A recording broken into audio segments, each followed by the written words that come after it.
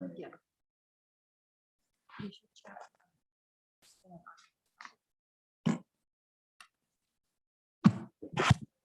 Yeah.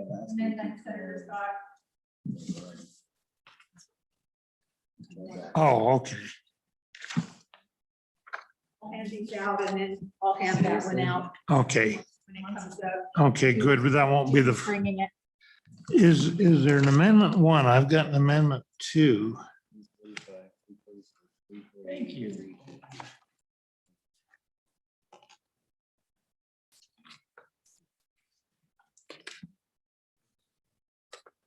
This is it.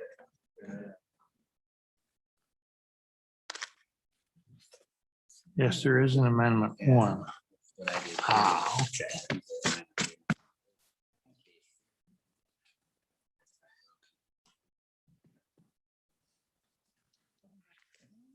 And I'll read your. Have you served in the? No, I was a minority member in my first year of the journal committee. It did a little bit, obviously. Does the journal committee ever look at the journal? I know I did. I never did. I don't believe I ever had the opportunity. Sure. Still a little confused. I can remember a time or two when there was objections that something wasn't properly recorded in the journal. Is that right? Maybe I should need to start reading it. We need to peruse it. Yeah. Riveting. We need to enter more things into the journal. You know, we can object to 80% it does and get it registered in the journal. I haven't done that. I'm gonna start. Yeah. If I don't like the lighting, I'll object. Put it in the journal. Yeah, camera angle. I think we can get that in the journal. This morning, Cinderella was noting her disapproval of camera angle. I would like that noted. Okay.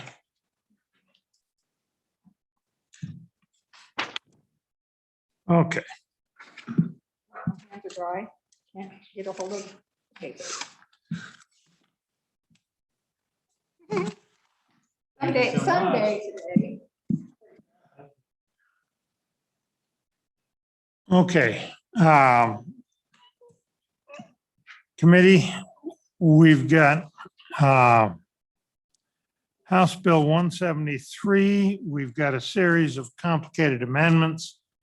We need to get that worked today. I was not planning on any further public testimony. Thought we covered that on Friday. LSO, do we have anybody in the waiting room that wants to testify? Are we streaming? Mr. Chairman, the only person we have in the waiting room is Mr. Mullen. Okay. Does he want to testify, and do we have anybody here that wanted to testify in the bill before we worked it? We could take a few minutes. Mr. Chairman, Mr. Mullen, if you want to testify, can you raise your virtual hand and to indicate if you want to testify or not, please?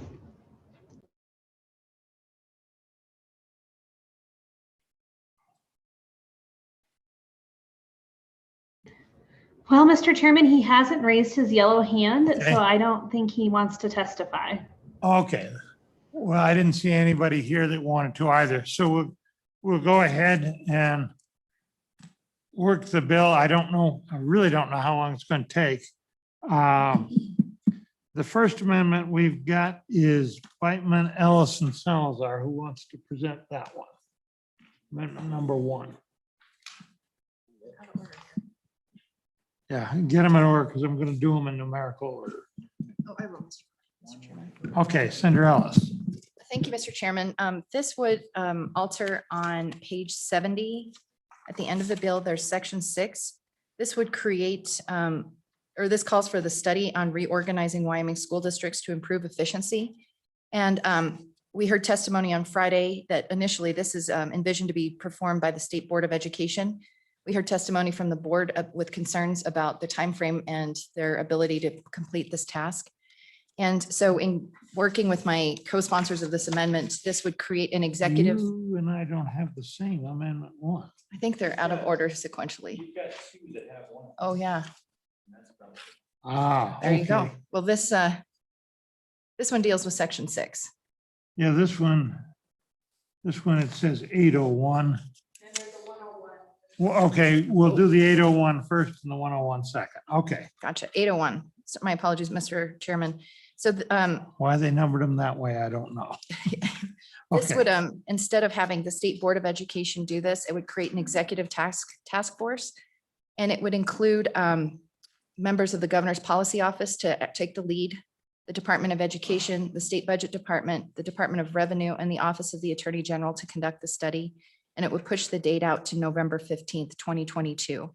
And the reason for this is certainly I'm concerned about the existing ability of the State Board. They just are undertaking an effort to do something called Profile of a Graduate. I've sat on some of those meetings. It's going to be very intensive, and I just don't think they have the bandwidth.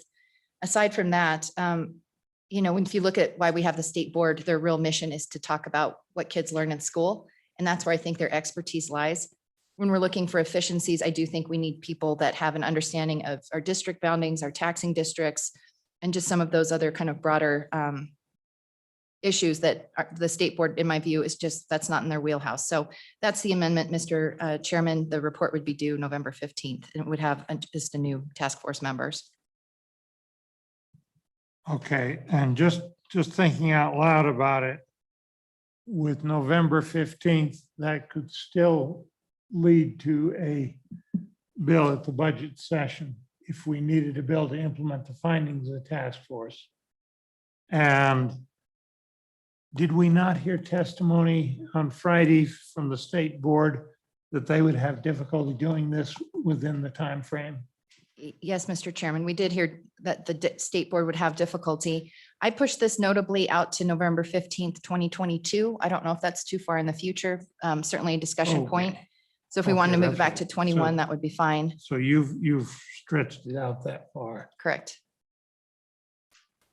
Okay, let's think about that. That's an extra year, but it means the bill comes to the general session as opposed to a budget session where this topic might have 2/3 trouble.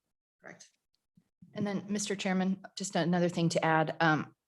You'll note that there's no appropriation included in this, and I was concerned about asking the State Board to do that work because they have to be reimbursed with, for mileage and per diem and things like that. So I thought it would be a little wiser to think about bringing some of that in-house. And then along those lines, I just think we need to be really protective of the State Board's time. Those are all private citizens who have 9-to-5 jobs. They do their State Board service in addition to their lives. And they can't just be our continued go-to entity that we ask to do this kind of work. Yeah, and this could be a little complicated, some of the figuring out all the administrative implications. Committee, so it's been moved. Any further comments? Anyone here want to anybody in the audience want to comment on this? Seeing none. Motion is that we adopt its amendment SO 801. All those in favor say aye. Aye. Opposed?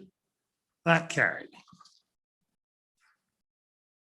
Next one is 173 S2 101. And again, Senators Beitman, Ellis, and Salazar who wants to present this one. Okay, Senator Beitman. Chairman. Mr. Chairman, we're just going to go in on page 70 and take out section 7. It's calling for the state superintendent to provide a report to the legislature on involuntary layoffs and positions eliminated.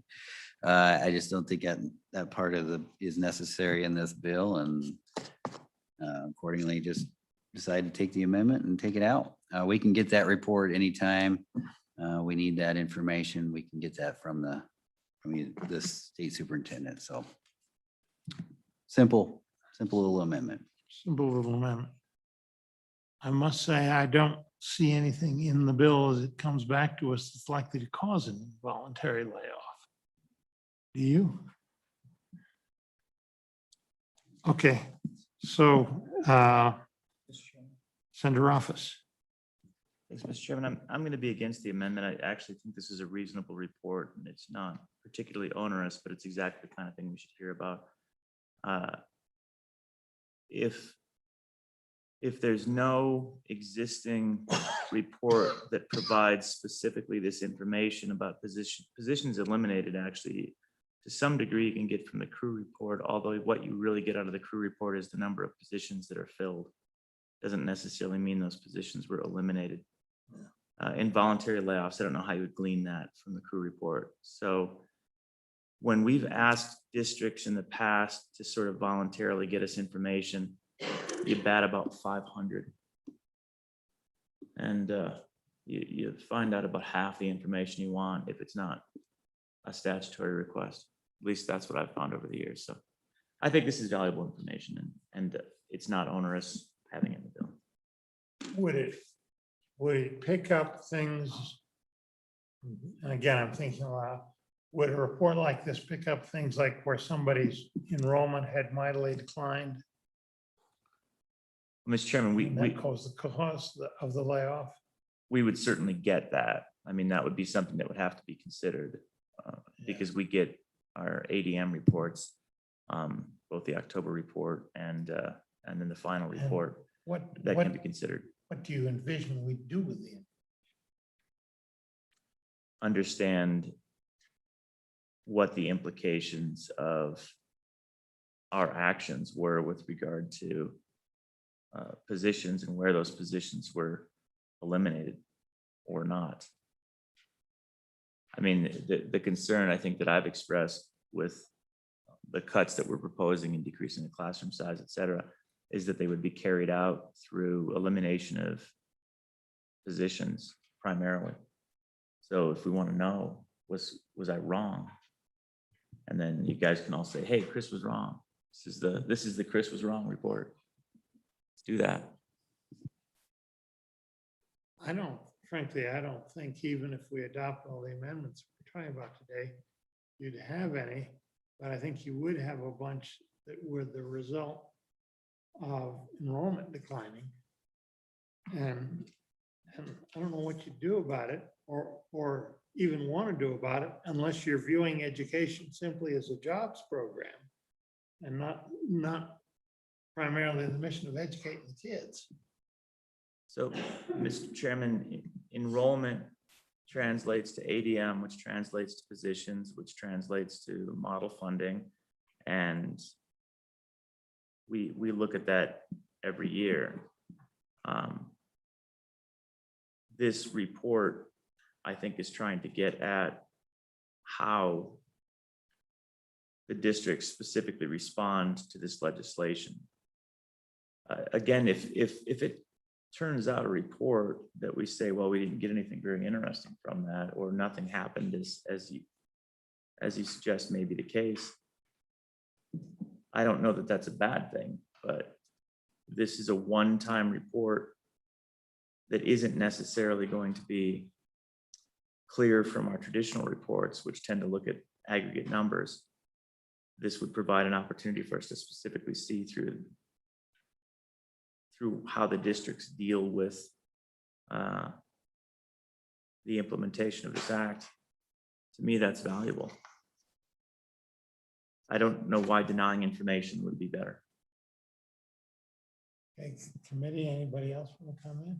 Thank you, Mr. Chairman. On in support of the amendment, I think my concern is that it just talks about involuntary layoffs. I can imagine circumstances where districts will encourage things like early retirement that maybe will get to the same objective. And so I just don't know that term, I think it's a little too narrow to understand. And in my experience, I suspect that if districts are seeing, large reductions in force, we will hear about it without having to require the superintendent to go down that path. I just think but we're going to hear about it. I got it, Mr. Chairman. Let's call the vote. Okay, anybody in the audience want to comment on this one? Mr. Brown.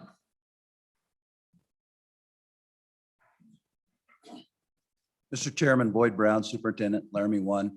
I would echo what Senator Ellis said a little bit. We are already planning this year through attrition, probably somewhere close to 200, 250 people who would not be hired back, depending on where everything winds up. I think we're looking at probably right around a 7% reduction in force, and all of that currently is looked at through attrition. So I don't think if you're looking at involuntary leaving, you may not see all of that. And with that, I'll take questions. Mr. Chairman. Under office. Thank you, Mr. Chairman. And Boyd, what would the language be? I mean, what this says is a report to the legislature on involuntary layoffs and positions eliminated by school districts. It seems like it would just be a matter of comma, reductions in force. Or reduction in staffing, Reduction in staffing. because it may not be a reduction in force unless you have to get into tenured teachers. Excuse me. Chairman Scott, I'm sorry, I should go through. Yeah, no, that's fine. Gotcha. So, Mr. Chairman, it seems like, Boyd, that the problem is that we just don't have a complete enough sentence necessarily to get at the information that I was suggesting that we might want to see. Is that fair? Mr. Chairman, Senator Rothfuss, I think that it would be fairly easy for us to come up with that information. Thank you. Okay, thank you. Okay, committee, we've got an amendment in front of us. Anything else? Ready for the question?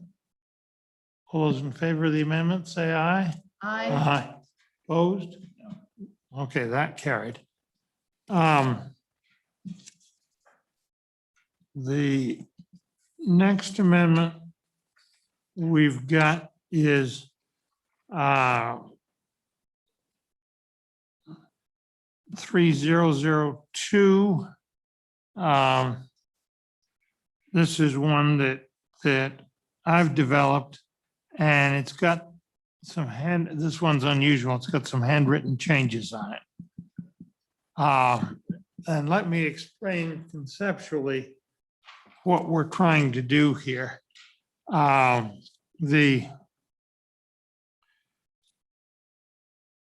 a couple of concerns raised, looking at it and talking to the state superintendent and her people. And we've got a couple of objectives here. First, we want to make sure that with this incoming federal money from the Stimulus Act, that we spend that properly so we don't get audited and have it reclaimed by the feds. And you may recall in discussing the first stimulus bill, the CARES Act, Governor Gordon was quite concerned. And I think he expressed the concern publicly several times that we had to be super careful not to run afoul of the federal regulations and get audited afterwards and have to pay back a bunch of money that had already been spent that we don't have. So this goes hand in hand with that. So we're trying to protect the federal money from being spent in ways that the feds will regard as not proper. When you look at their requirements, they have a provision that I think is going to be a little troublesome to spend this 270 plus million going out to the school districts. They have a requirement to spend 20% of that on summer school, after school programs. There's a list of those things. That could be troublesome, whether we can effectively spend that much of it on that purpose. That's a place where we might run into trouble. For the rest of that, they have a big laundry list with a catch-all. I should have brought it down, but I think I probably forgot to, but it would appear that as long as we spend it in the central core of things that the model provides, we shouldn't have any trouble. So the concept in the amendment is that we get a separate account that all the federal monies go into, and that we spend it within the model itself, so that it is spent on basically our core educational services that I don't think the feds will have any objection to, given the list of things that they say it can be spent on. I think that'll get us good compliance on that. So that's the first thing, and we've defined here in the amendment essential educational services. And when you read that, that's essentially the model, and we put in the language and what the model is based on out of the state constitution, which is, I think, potentially useful if we do have a row with the feds, which I don't. I think this will prevent. The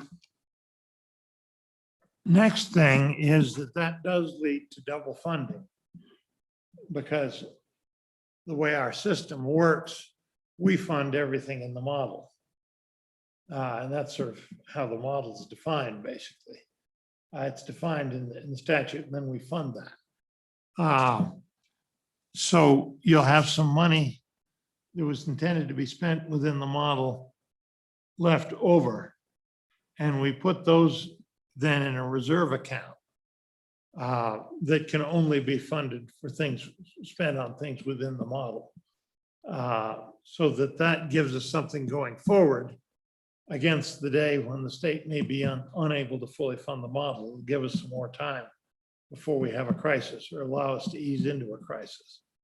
So that's the other thing that this amendment does. And then the state superintendent is given an item C, required to audit the school districts, which I think they will largely do in-house and already do, as I understood their explanation. But this would permit her to use some of the money that she gets from the stimulus directly on that auditing, if need be. So that's the amendment. The changes from the LSO version,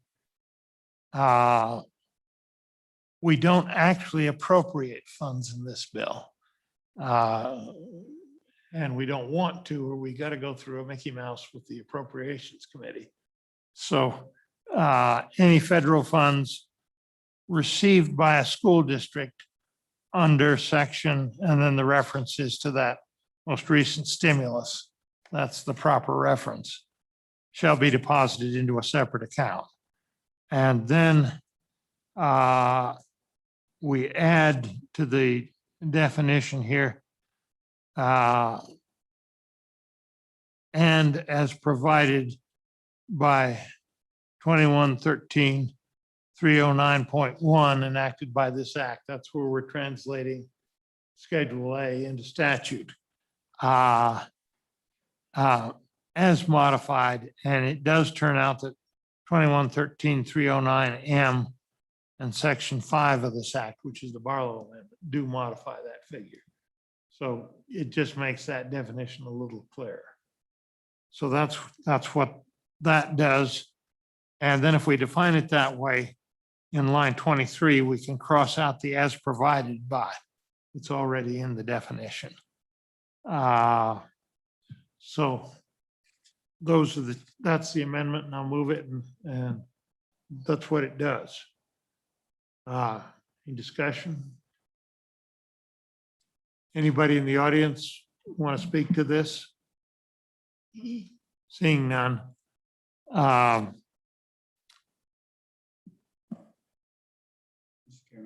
Senator Whitman.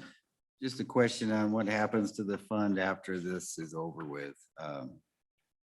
Do we need to have anything in there to We, take these out or just leave it there for Um, future reference? well, you still have after the stimulus is over with, you still then would have the reserve account created with the state and local funding.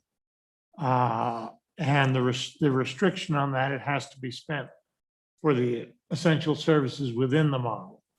And what I would envision happening, if that doesn't automatically happen somehow, would be that we would say those reserves would count as a local resource, which would mean that would take care of we'll have a few districts that probably won't have these reserves.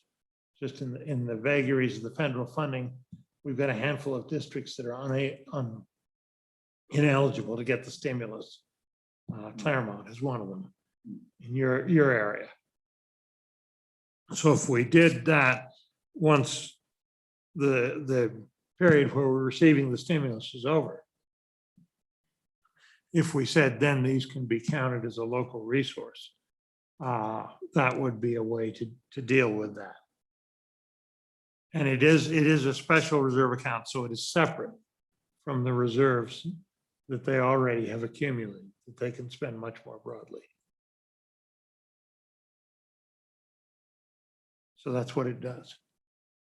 Okay, anything else? Ready for the question? All those in favor, say aye. Aye. Opposed? One no. That carried.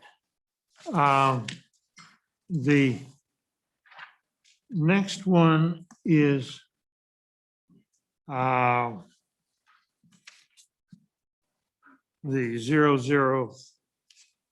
003.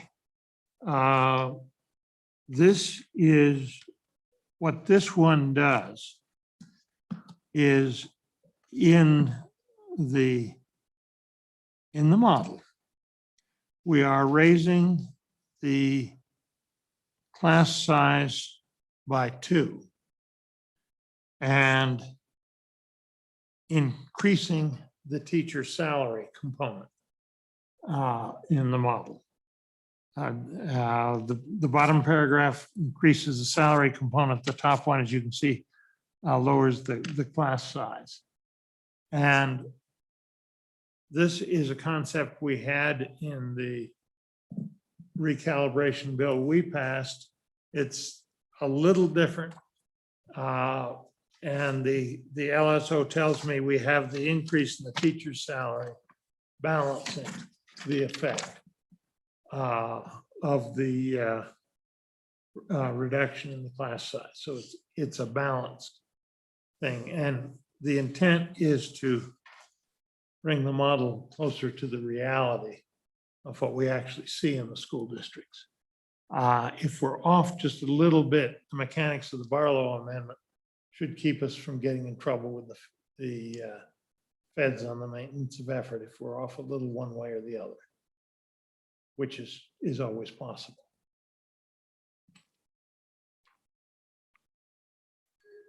Anybody in the audience want to comment on this concept? We're really not trying to change the net funding. We're trying to get the model closer to what the reality we see in the field is.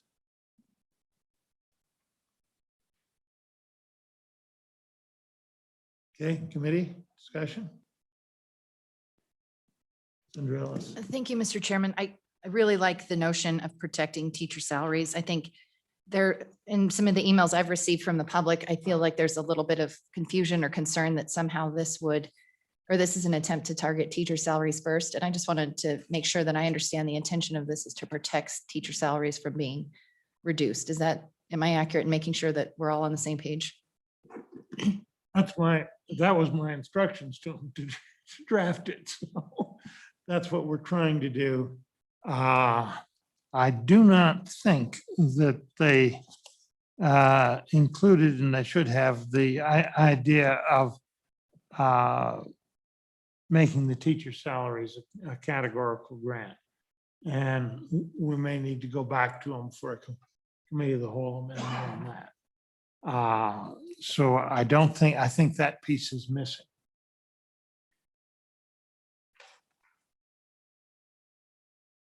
It's on page 2, Mr. Chairman. Page 2, Page 2, paragraph D. paragraph, Lines 2 through 10 of the amendment, I think makes that a categorical grant, uh, it looks like. okay. Mr. Chairman, I think you and I are missing a page 2 on the backside. The copy machine didn't seem to catch it. That's why.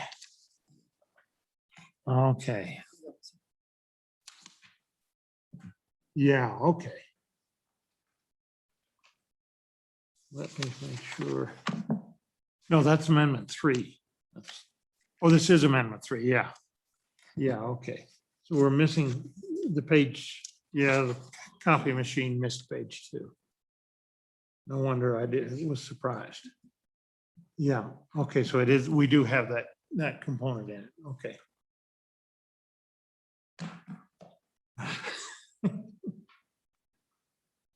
Mechanics of this place.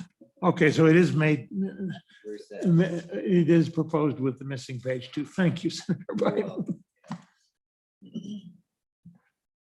Okay. Any comment on this?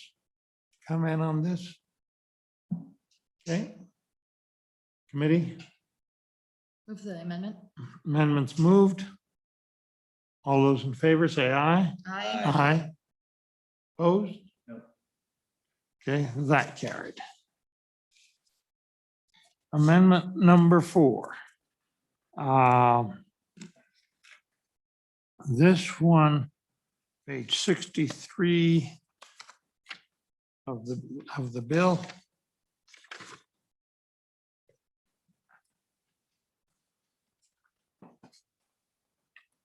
This one is removing the diversions from the 1 cent sales tax to in the school foundation program account. And which puts money into, as I understand the House bill, into the school foundation. Is that a correct reading of it? 1/3 goes directly into the school foundation permanently. This is from the 1 cent, 1% severance tax that goes back and forth periodically. And this puts 2/3 for a period into the permanent, into the foundation account. Into the 2/3 into the 1% severance tax account, which holds it where we can spend it through the balance of the biennium, and 1/3 directly into the school foundation. That's what this one does. And I would predict trouble with the Appropriations Committee on the floor if we don't remove this.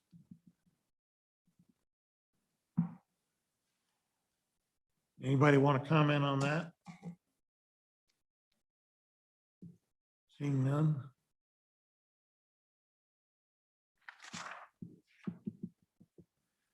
Okay. That's what that amendment does. All those in favor say aye. Aye. Opposed? No. Okay. You're consistent, Chris. Yeah. Amendment number, that was 4, right? Amendment number,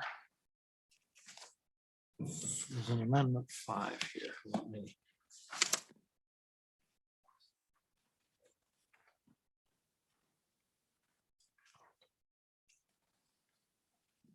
Amendment 5. What this does is it takes out, if you look on page 64 64 and 67. Let's crack that in and make sure that is correct. I thought it was when I looked at it last night.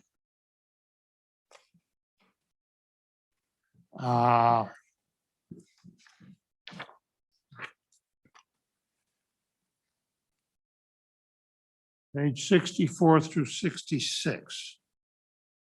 Yeah, it deletes all the business about the sales tax, 64, 65.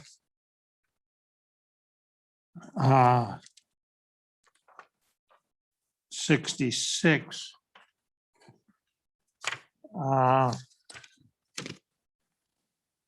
And 67 through line 6.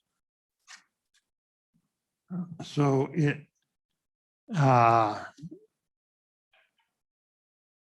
deletes the all the references to that proposed tax increase. It's in that. I do it propose it for two reasons. One of which is there is a prohibition in our state constitution against having two subjects in the same bill. And I think putting a tax increase in the school funding bill is a second subject. And I was schooled for a number of years by experts, both on the floor and in the LSO, that you had to be especially careful with tax increases on that particular subject.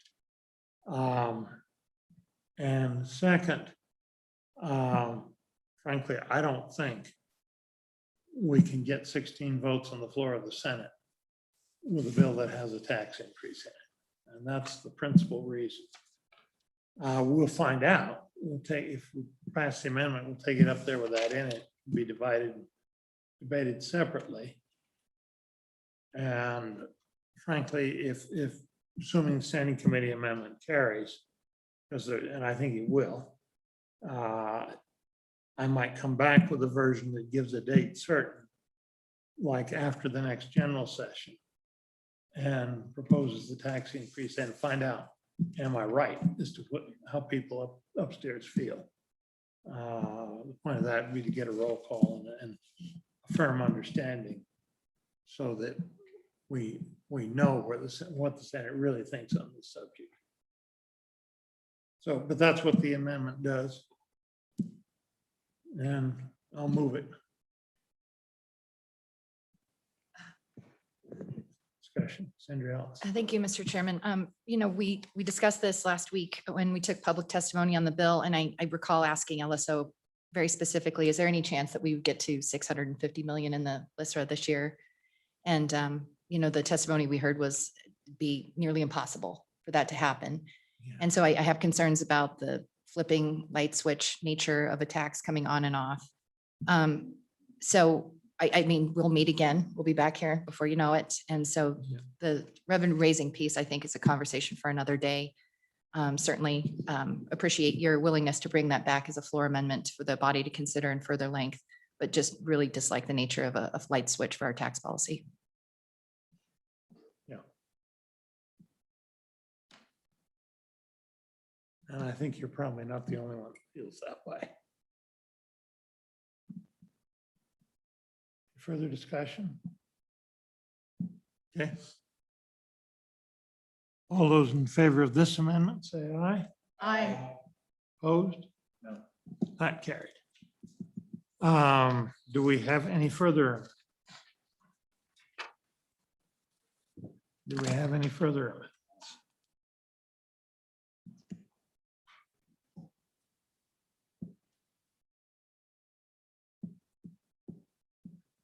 Okay, Move the bill. motion is due pass as amended. Further discussion?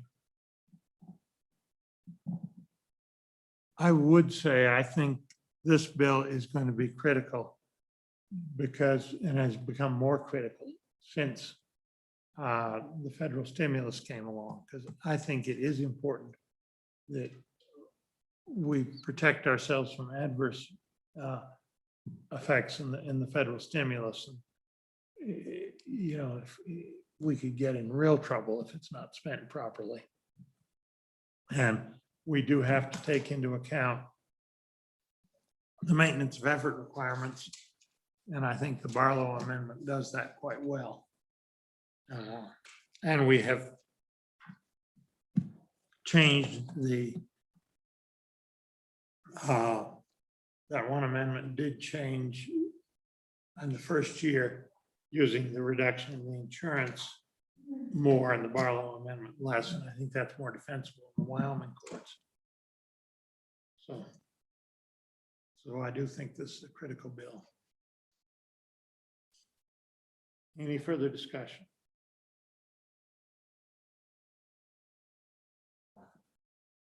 Call the roll, please. On do pass on House Bill 173. On House Bill 173 engrossed, Senator Beitman, Aye. Senator Ellis, Aye. Senator Rothfuss, No. Senator Salazar, Aye. and Chairman Scott. Aye. Do pass amended, 4 ayes, 1 no. Okay. Frankly, I am surprised that went as quickly as it did. I was prepared.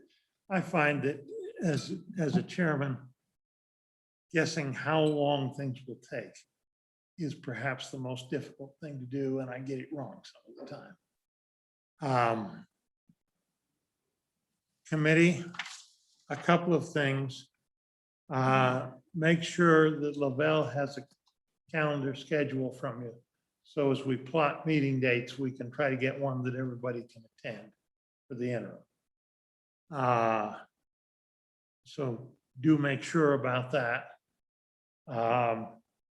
We will need to discuss joint interim topics. We're set up for next Friday, are we not? You know, we are set up in our committee for Friday morning at 8 o'clock in room 2 in the extension, but we haven't heard for certain that that is acceptable with the House.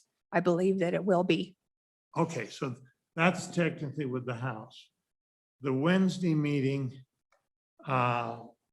we will need to talk within this committee on joint interim, and audience, y'all are welcome to chime in on that discussion and tell us what we need to do.